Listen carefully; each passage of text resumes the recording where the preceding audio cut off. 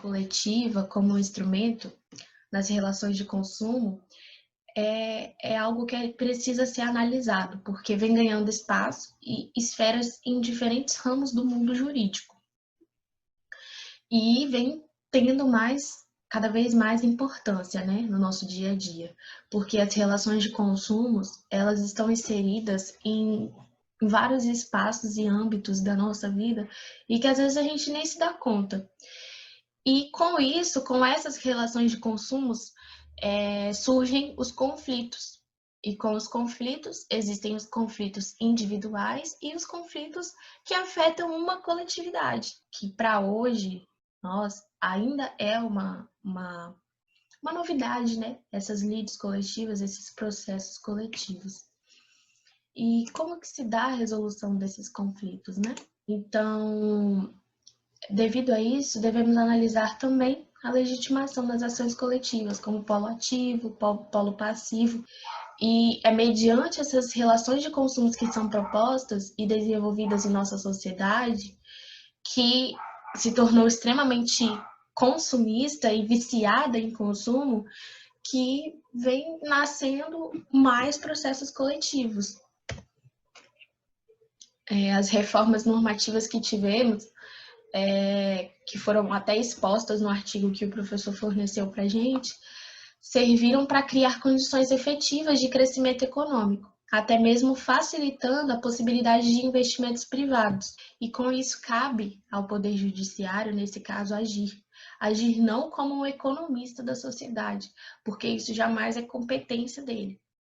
E isso também infringiria o texto constitucional concernente a qual é a competência do Poder Judiciário. Porém, nesse caso, caberia ao Judiciário levar em conta o ambiente no qual aquele sistema jurídico ele está sendo inserido, para que se possa, então, entender e inserir o processo coletivo de forma adequada, para que ele seja mais saudável no seu verdadeiro progresso. Esse processo coletivo, como a gente sabe, ele não possui um código como o Código de Processo Civil, como o Código de Processo Penal. Não. O conteúdo normativo dele é bem determinado, como, por exemplo, a ação popular. Ela se encontra em uma lei de ação civil pública e no Código de Defesa do Consumidor. Se encontra também na Constituição, prevista na Constituição, né? Mas não existe um código próprio para a determinação e regulamentação do processo civil coletivo, como que se daria todos os trâmites, né, desse processo. A tutela coletiva dos direitos seria, então, aquela que atingiria os direitos essencialmente individuais e que estariam em direitos difusos, que seriam, então, os direitos que em muitas doutrinas são chamados de meta-individuais. A comunidade inteira é titular para representar a ação. No outro, um grupo determinado serviria como base para representar em juízo aquela comunidade na ação. No que se refere às relações de consumo, o cuidado ainda é maior, né, com respeito ao processo coletivo, visto que a proteção a esses direitos meta-individuais, eles não podem atuar só naquele caso ali específico e concreto, mas também no sistema econômico inteiro, de uma forma que a jurisprudência ela possa afetar não só a esse caso, mas a outros casos futuros. Agora, podemos dizer que aqui no Brasil, a tutela coletiva, ao mesmo tempo, ela seria um benefício, mas um risco para o judiciário, visto que ela requer instrumentos necessários, assim como lá na União Europeia, que também, para o seu exercício, e uma economia com uma mentalidade preparada para desempenhar esse exercício desses órgãos. Sabemos claramente que não temos uma economia mentalmente preparada e madura para isso. E lá nos Estados Unidos, o financiamento é diferente da tutela coletiva. Lá se dá porque existe um padrão único em que os próprios advogados representam a parte ativa coletiva e financiam todos os custos processuais, inclusive as despesas com perícias, laudos e etc. Os escritórios eles são especializados nesse tipo de ação. Já no Brasil, a gente não tem viabilidade para isso, como nos outros países. Mesmo sendo permitidas ações coletivas, como a ação popular, e outras ações coletivas que nós já sabemos e que são previstas no texto constitucional, essas ações elas ainda são exceções quando são propostas.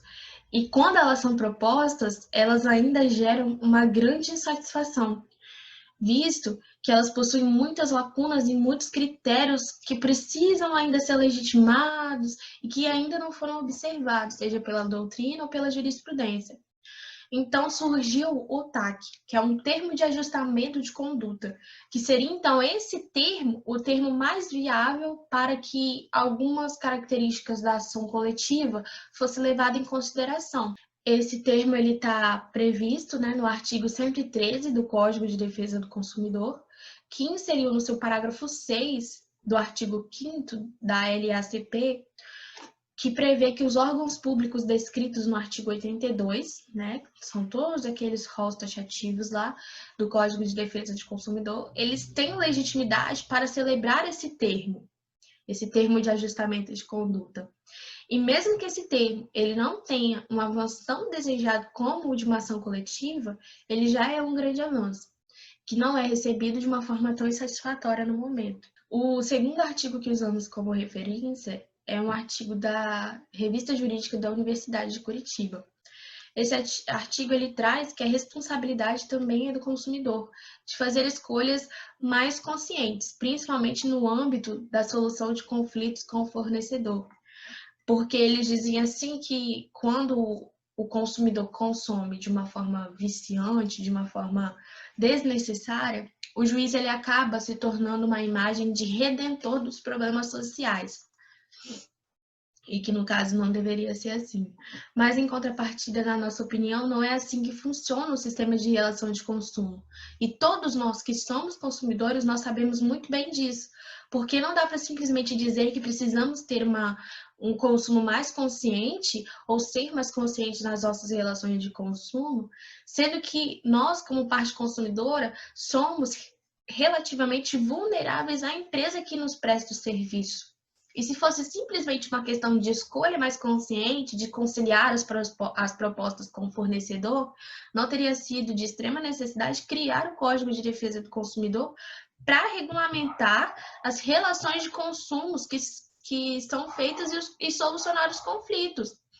Nós, como consumidores, sabemos que em grande parte dos casos, os conflitos eles não se resolvem de forma conciliadora, por parte do próprio fornecedor e não por parte do consumidor.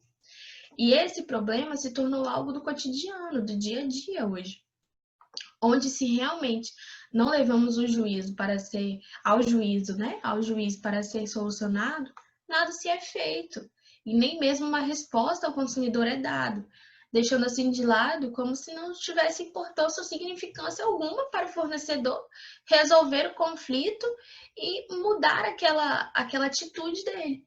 Diante desses fatos, então a gente entende e vê claramente que não se trata a relação de consumo e o processo coletivo simplesmente de uma relação mais consciente ou de escolhas conscientes.